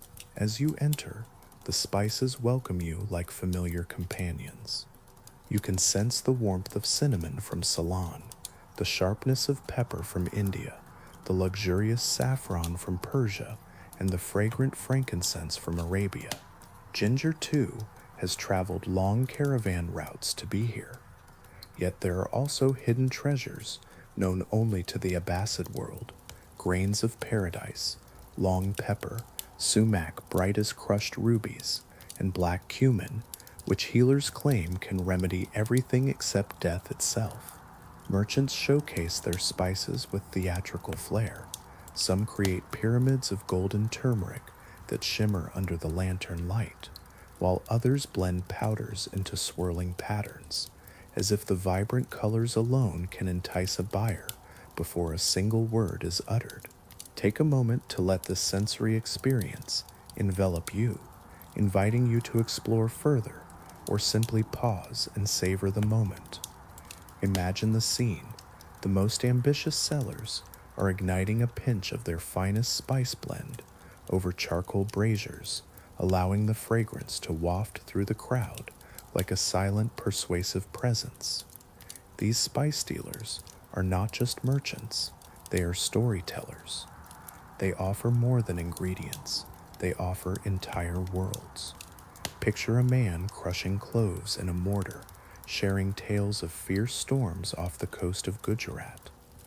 Visualize a seller tying bundles of cinnamon sticks, whispering legends of a phoenix that is said to nest in cinnamon groves. The more precious the spice, the more intricate the story becomes, creating a narrative economy as compelling as currency itself. Nearby, food vendors rely on these merchants, much like actors depend on the right lighting. They prepare lamb kebabs seasoned with cumin, serve lentil stews rich with coriander, and fry dough coated in sesame and honey. Even the simplest street foods gain extraordinary character through the spice economy. Travelers often reveal that they spend more coins on delightful snacks than on souvenirs, yet spices serve another vital role. They create a social map of the city. Follow the smoky scent of cardamom, and you'll discover cozy tea houses. Track the sweet aroma of anise, and you'll find poets reciting under shaded canopies. If you wander toward the rich scents of musk and sandalwood, you might stumble upon perfume sellers and apothecaries mixing remedies by the glow of lamplight. This vibrant tapestry of spice and story invites you to explore and savor every moment. Would you like to continue this journey or take a moment to reflect? In the vibrant night markets of Baghdad, spices do more than just enhance the flavors of food. They guide you, enchant you, and draw you deeper into the city's lively nocturnal atmosphere. As the lanterns glow brightly and the air fills with fragrant spices, these markets transform into a bustling crossroads where it feels as if half the world has gathered. During the day, commerce belongs to officials and guild masters, but at night it comes alive with travelers, nomads, sailors, scholars, fortune seekers, and merchants from far-off lands, places that might sound mythical to the average Baghdadi. Baghdad, nestled along the Tigris River, stands at the heart of caravan routes that connect India, China, Africa, Persia, Anatolia, and the Mediterranean. This location makes it the vibrant commercial center of the Islamic Golden Age. And at night, the pulse of this commerce is at its strongest. Lanterns illuminate not just the local vendors, but also men and women who have journeyed for months, sometimes even years, to reach the Abbasid capital. Imagine a silk merchant from Khorasan, unrolling shimmering bolts of fabric that glisten like woven moonlight, each piece as soft as a whisper. Nearby, a Yemen incense trader showcases frankincense nuggets, each the size of a walnut, their sweet smoke rising like visible prayers. Indian ship captains, still carrying a hint of sea salt, arrive laden with pepper, coconuts, and rare woods carved into exquisite figurines. In this enchanting setting, every corner holds a story, and every scent invites you to explore further. Are you ready to dive deeper into this mesmerizing world? Imagine the vibrant scene at the bustling markets of the Swahili coast, where African merchants showcase their treasures: ivory combs, shimmering gold dust, and beautifully dyed cloth adorned with striking geometric patterns that catch the eye of every passerby. But the exchange here isn't limited to goods. It is also a tapestry of stories. Picture a Persian astronomer passionately debating star charts with an Andalusian scholar who insists that the stars shine differently over Cordoba. Visualize a Berber caravan leader sharing tales of crossing the Sahara, describing dunes that rise as high as palaces. Chinese envoys arrive, bringing lacquer so smooth that it reflects lantern light like a still pond. If fortune smiles upon you, they share tales of distant cities where fireworks illuminate the night sky, brighter than the lamps of Baghdad. In this vibrant marketplace, people do more than trade, they connect. It's a human river, flowing through winding alleys, where you might hear 5 different languages in the span of a minute: Arabic, Persian, Greek, Turkic, Swahili, and occasionally even Chinese. Travelers often remark that no other city in the world feels as alive, layered, or welcoming as Baghdad when the sun sets. The night market serves as an equalizer where social status fades under the soft glow of lanterns. Here, a fisherman from the Tigris stands shoulder to shoulder with a merchant whose caravans span from Damascus to Samarkand. In this shared space, everyone is part of a vibrant community, united by the spirit of trade and storytelling. Friendships are built through trade, and stories create lasting bonds. Deals shape futures. As night envelops Baghdad, the crowd swells. Darkness does not quiet the city, it draws people together. Merchants provide the goods, while artists infuse the soul into Baghdad's vibrant night markets. As the shadows deepen and lanterns glow, poets, musicians, storytellers, and wandering performers fill the squares, bursting forth like sparks from a fire. In medieval Baghdad, art flourishes not just in palaces or scholarly halls, but on the bustling streets. Nowhere does it shine more brightly than beneath the soft light of oil lamps in the night bazaar. Poets often lead the way, captivating audiences from raised carpets or overturned crates. Their verses flow like silk, sometimes romantic, sometimes mystical, and often humorously poking fun at corrupt officials or boastful merchants. Their words carry the essence of Arabic literature, inspired by the traditions of greats like Al-Mutanabi and Abu Nuwas, alongside countless lesser-known talents who illuminate the night for just a few copper coins. Lovers linger nearby, pretending to shop while secretly listening for lines that resonate with their own hearts. Musicians strum their instruments, strike tambourines, and play flutes so soft they seem to blend seamlessly with the night breeze. As the melodies shift with the crowd, you feel the atmosphere transform. In the early evening, the music is slow and smoky, inviting you to linger. As the market swells, the tunes become vibrant and fast, pulsing with energy. After midnight, when only the devoted remain, the melodies turn warm and nostalgic, wrapping you in a sense of comfort. Imagine a single ode player drawing in 50 people without uttering a single word. The music itself serves as an invitation, beckoning you closer. Then the storytellers arrive, the Hakawatis, who command the loudest circles. Children sit wide-eyed at their feet, while adults linger at the edges, pretending they're not equally captivated. The stories blend myth, history, and pure fantasy. One moment, you find yourself traveling through deserts with Sinbad. The next, you meet jinn in abandoned ruins, or watch clever tricksters disguise themselves to mingle among the poor. These tales are fluid, never fixed. Each storyteller adds their touch, reshaping the narrative. Baghdad's nights don't just preserve legends, they reinvent them. Sufi mystics wander between the performers, chanting verses of divine love that drift like smoke through the stalls.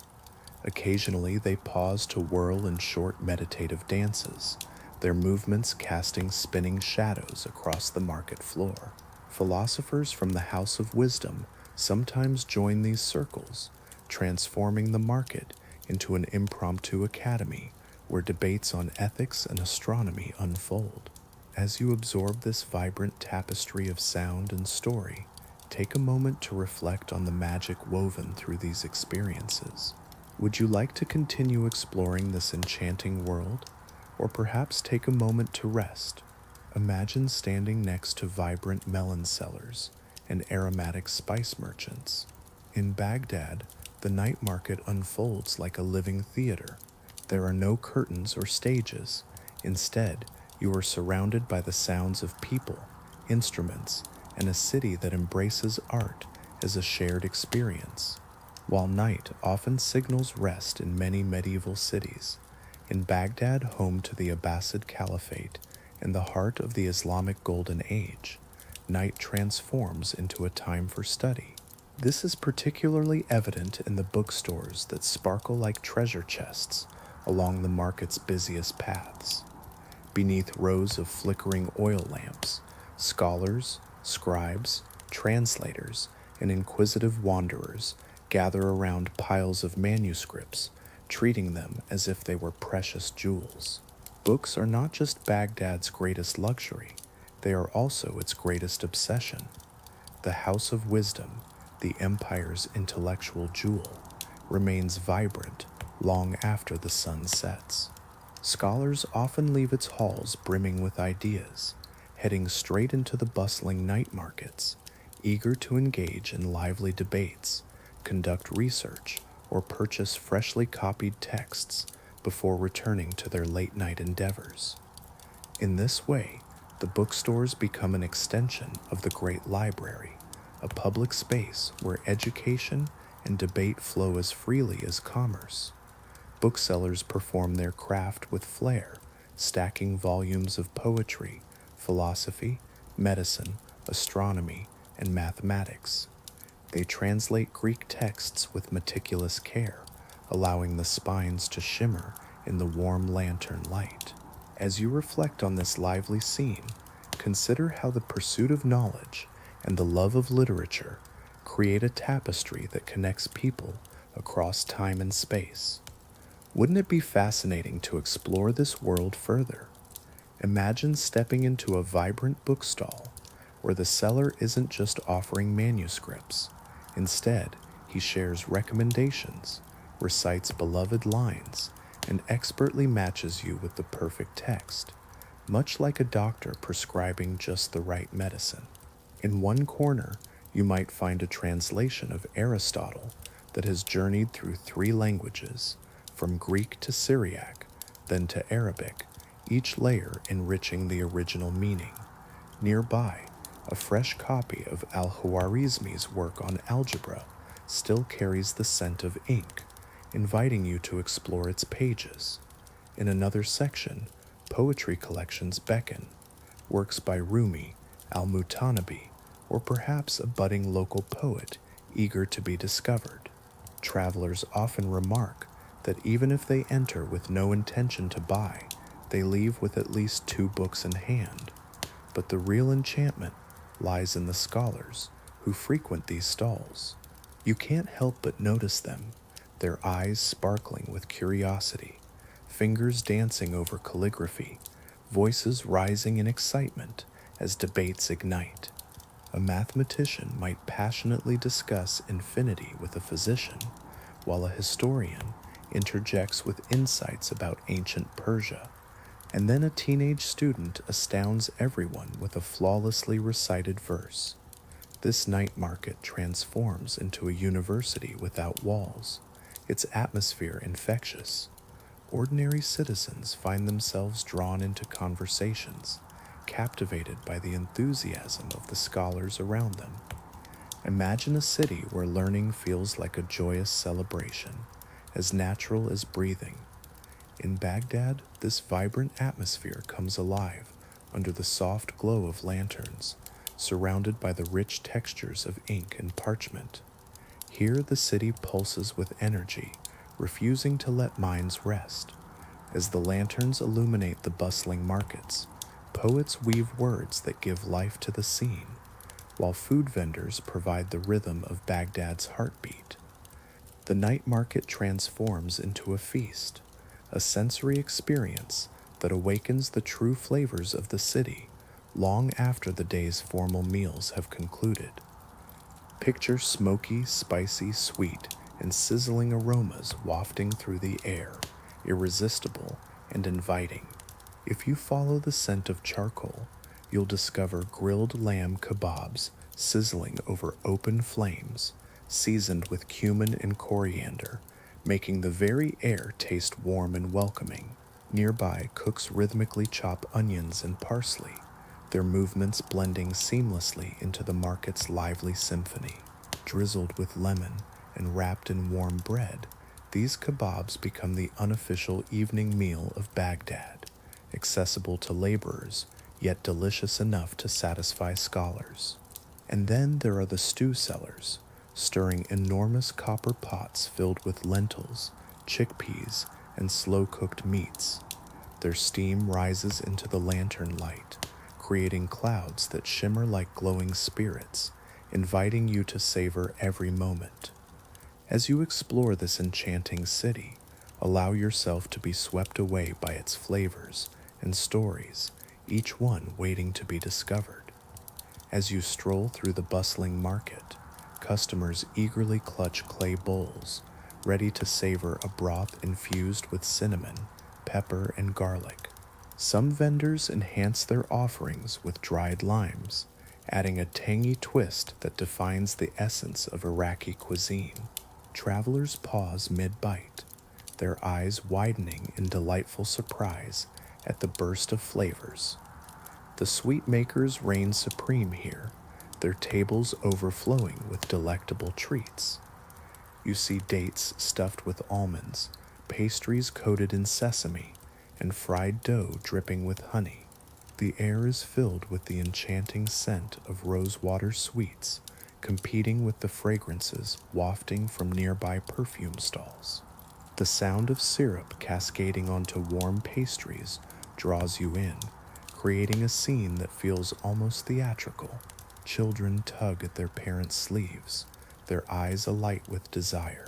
Adults, pretending to indulge in just one treat, inevitably return moments later for more, drawn back by the allure of the sweets.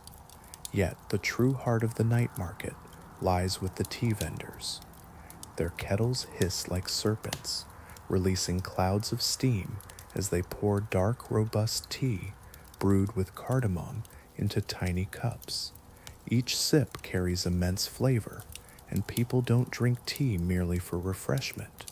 They drink to awaken their senses, to engage in conversation, to debate, and to savor the moment just a little longer beneath the warm glow of the lamps. A single pot of tea can spark an hour-long discussion, whether it's about poetry, politics, astronomy, or the latest gossip. As you wander through the alleys, you'll also discover other delights, like roasted chickpeas crackling in iron pans, enticing you to explore even further. Imagine the scene: chilled melon slices resting in cool river basins, saffron rice cakes wrapped lovingly in banana leaves, and refreshing yogurt drinks infused with crushed mint leaves. In this vibrant tapestry, food becomes a bridge, connecting strangers who share bites and vendors who sneak extra treats to eager children. Picture a scholar and a fisherman side by side on a bench, their elbows brushing as they savor honey from their fingers. In Baghdad, the night serves more than just hunger, it nourishes the very soul of the city. As you wander beyond the bustling stalls and lively squares, the night markets of medieval Baghdad reveal a hidden layer, deeper, quieter, almost secretive. If the lantern-lit bazaars represent the city's vibrant facade, these concealed corners reflect its heartbeat. Here, under the soft glow of smaller lamps, healers, mystics, fortune-tellers, and apothecaries engage in practices that intertwine medicine, superstition, and ancient traditions. You can't help but notice the healers. They sit behind baskets brimming with herbs that evoke the sense of earth and memory: dried mint, lavender, myrrh, resin, fennel seeds, and even bitter almonds, along with exotic roots brought by caravans from the Zagros Mountains. Their tools are simple: mortars, pestles, and copper bowls, yet their reputations are anything but straightforward. Some have honed their skills in scientific remedies at Baghdad's hospitals, where medical advancements outpace those anywhere else in the world. As you reflect on this rich tapestry of life, consider how the past and present intertwine in this captivating city. Would you like to explore more about these fascinating traditions? In a world where ancient wisdom lingers in the air, some people turn to folk remedies passed down through generations. They blend tinctures to soothe stomach aches, create pastes for wounds, brew teas for restless nights, and mix powders to calm frayed nerves. Some healers softly whisper verses from the Quran as they work, while others recite Greek medical theories with a poetic flair. Yet, for most customers, the method matters little. What they seek is relief. Just a short distance away, fortune tellers sit behind vibrant carpets adorned with symbols, talismans, and cracked bowls used for scrying. They read palms, cast shells, interpret dreams, and predict journeys.